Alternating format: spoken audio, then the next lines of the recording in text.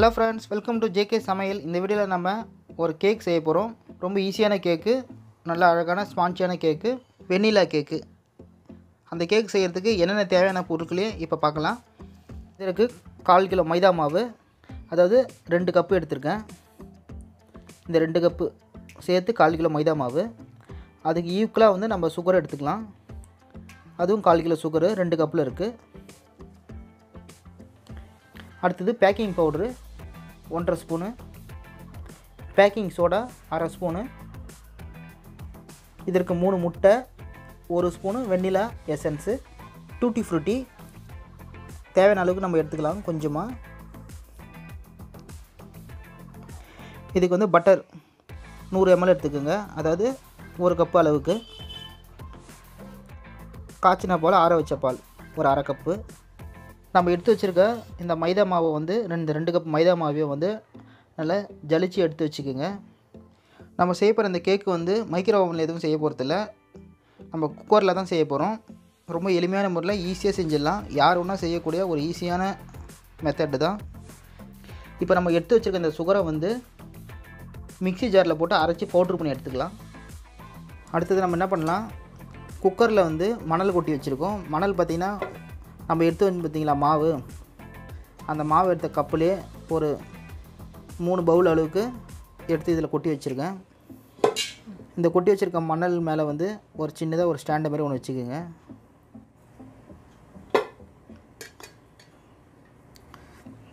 நம்ம குக்கரில் மூடி போட்டு ஸ்டவ்வில் ஒரு 15 மினிட்ஸ் வரைக்கும் ஹீட் பண்ணி எடுத்துக்கலாம். நம்ம மூடி போடுறதுக்கு முன்னாடி என்ன பண்ணலாம், குக்கர் மூடியில் வந்து எந்த ஒரு கேஸ் கட்டும் இல்லாமல் விசில் போடாமல் ஹீட் பண்ண போகிறோம். இப்போ மூடி போட்டுடலாம். மூடி போட்டு ஸ்டவ் வந்து லோ ஃப்ளேம்லேயே வச்சுக்கோங்க. ஒரு 15 மினிட்ஸ் ஆகட்டும். இப்போ ஒரு பவுல் எடுத்துக்கோங்க. அந்த பவுலில் என்ன பண்ணுங்கள், நம்ம எடுத்து வச்சுருக்க முட்டையை வந்து உடச்சி ஊற்றிக்கோங்க.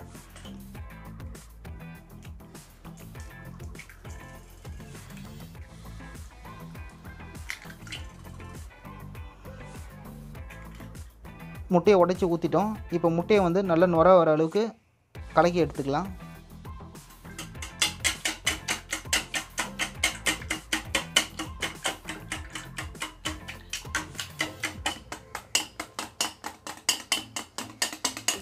பாருங்கள், நல்லா நம்ம முட்டையை போட்டு நல்லா அடித்து கலக்கி எடுத்துட்டோம். இந்த அளவுக்கு கலக்கினா போதும், நுர பொங்குற அளவுக்கு. இதில் நம்ம எடுத்து வச்சுருக்க சர்க்கரையை வந்து 2 கப் சர்க்கரையை வந்து மிக்ஸி ஜாரில் போட்டு நல்லா பவுட்ரு பண்ணி வச்சுருக்கோம். அந்த சர்க்கரையை வந்து இப்போ சேர்த்துடலாம்.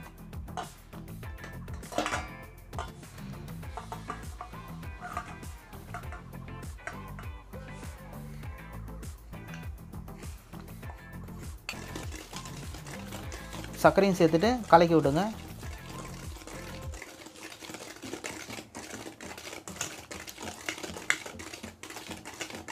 அடுத்து நம்ம எடுத்து வச்சுருக்க 1/2 spoon baking powder, 1/2 spoon baking soda,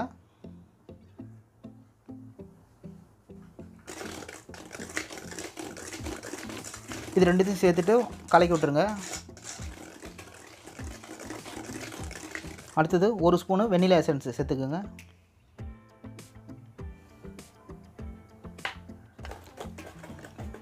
கலக்கி விட்டுருங்க சேர்த்துட்டு.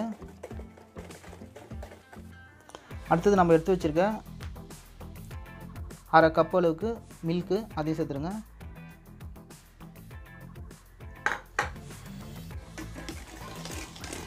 நூறு ml பட்டர் நம்ம வந்து ஹீட் பண்ணி ஆற வச்சு வச்சுருக்கோம். அந்த பட்டரையும் இப்போ சேர்த்துருங்க. 100 ml சேர்த்துட்டு கலக்கி விடுங்க.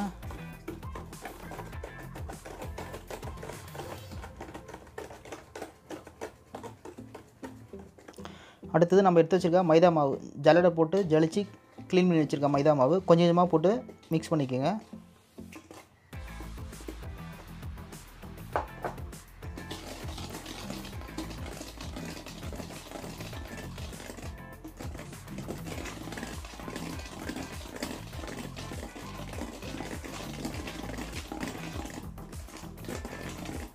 அதாவது கட்டியாக இல்லாத அளவுக்கு தண்ணியாகவே இருக்கணும்.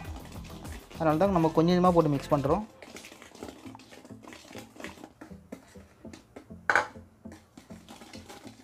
எடுத்து வச்சுருக்க பொருள் எல்லாத்தையும் வந்து நல்லா நம்ம மிக்ஸ் பண்ணி வச்சுட்டோம். அடுத்தது என்ன பண்ணலான்னா, இந்த மாதிரி எதனா ஒரு பாத்திரம் எடுத்துக்கோங்க. நல்லா அச்சு உள்ள நல்லா அழகான கேக் ஷேப்பில் வர அளவுக்கு கூட எதனா ஒரு பாத்திரம் இருந்தால் கூட எடுத்துக்கோங்க.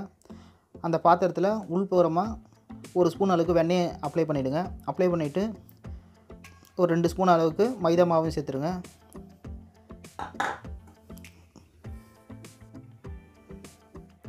மைதா மாவையும் நம்ம வெண்ணெய் தடவின எல்லா இடத்துலையும் தடவி விட்டுட்டு மீதமுள்ள மைதா மாவை வந்து வேறு ஒரு பாத்திரத்தில் கொட்டிடுங்க.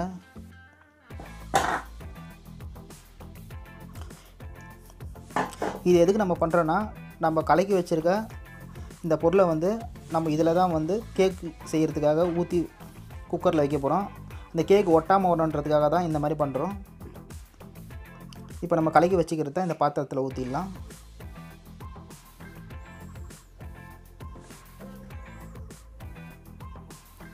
இந்த பாத்திரத்தில் சேர்த்துட்டோம். இப்போ வந்து டூட்டி ஃப்ரூட்டியும் கொஞ்சம் சேர்த்துருங்க. இப்போ நம்ம ஒரு 15 மினிட்ஸாக வந்து மணலை வந்து குக்கரில் ஹீட் பண்ணி வச்சுருக்கோம். ஹீட் பண்ணதுக்கப்புறம் மூடியை திறந்துட்டு அந்த ஸ்டாண்டு மேலே நம்ம செஞ்சு வச்சுருக்க அந்த கேக்கை வச்சுருங்க. கேக் வச்சுட்டு மூடி போட்டுருங்க. மூடி போட்டு ஒரு 40 மினிட்ஸ் வரைக்கும் லோ ஃப்ளேம்லேயே இருக்கட்டும். நம்ம மூடி போட்டதுக்கு வந்து எதுவுமே கேஸ் கட்டு அதுக்கப்புறம் விசில் எதுவுமே போடாதீங்க. அப்படியே ஒரு 40 மினிட்ஸ் வரைக்கும் லோ ஃப்ளேம்லேயே இருக்கட்டும். நடுவுலையும் திறந்து பார்க்காதீங்க. ஒரு 40 மினிட்ஸ் ஆனதுக்கப்புறம் நம்ம குக்கர் ஓப்பன் பண்ணிவிட்டு பார்க்கலாம்.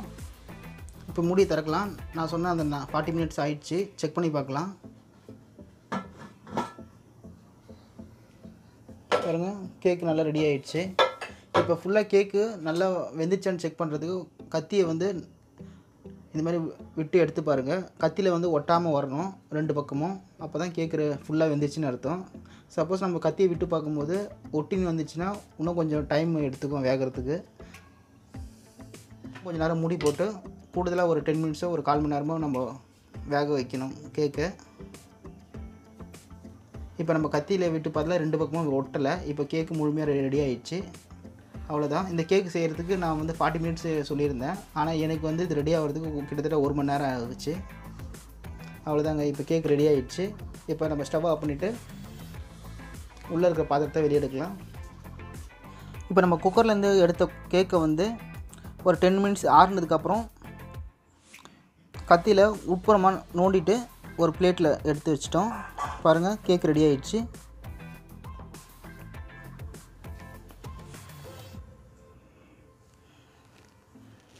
பாருங்கள், சுட சுட கேக்கும் ரெடி ஆகிடுச்சு. நல்லா சாஃப்டாகவும் இருக்குது.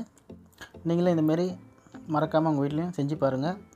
இந்த வீடியோ பிடிச்சிருந்தா வீடியோ லைக் பண்ணுங்கள், ஷேர் பண்ணுங்கள். நம்ம ஜேகே சமையல் சேனலை இதுவரையும் நீங்கள் சப்ஸ்கிரைப் பண்ணலாம், மறக்காமல் சப்ஸ்கிரைப் பண்ணிக்கோங்க.